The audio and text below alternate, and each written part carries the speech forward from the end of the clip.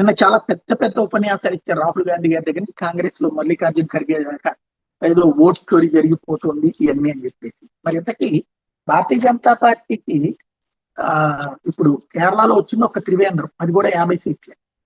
ఎందుకని వాళ్ళు చేసుకోలేదు? అక్కడ జరిగిన స్థానిక ఎన్నికలు ఈవీఎంలతోనే జరిగినాయి రాష్ట్ర వ్యాప్తంగా కూడా. మరి యూడిఎఫ్ ఎట్లా అధికారంలోకి వచ్చింది అంటే బీజేపీ పోనీలే కాంగ్రెస్ కి ఇచ్చేద్దాం కేరళ అనుకుందా?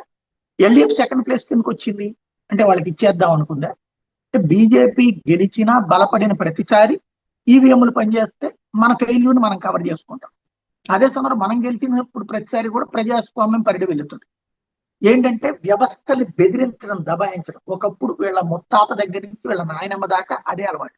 వీళ్ళ నాయనమ్మ ఏకంగా ఎమర్జెన్సీ పెట్టి సుప్రీంకోర్టునే తీసవతల పడేసింది. అదే సందర్భంలో వీళ్ళ నాన్న హయాంలో ఏకంగా రాజ్యాంగ సవరణ చేసి పడే సుప్రీంకోర్టు తీర్పులనే పక్కన పడేశాడు.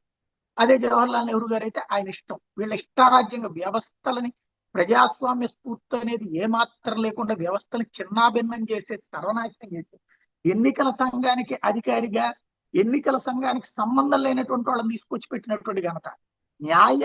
న్యాయమూర్తులుగా కూడా లా చదివారు అన్నటువంటి వాళ్ళని కూడా కానోళ్ళని తీసుకొచ్చి పెట్టినటువంటి ఘనత వీళ్ళ కుటుంబానికే చెందుతుంది.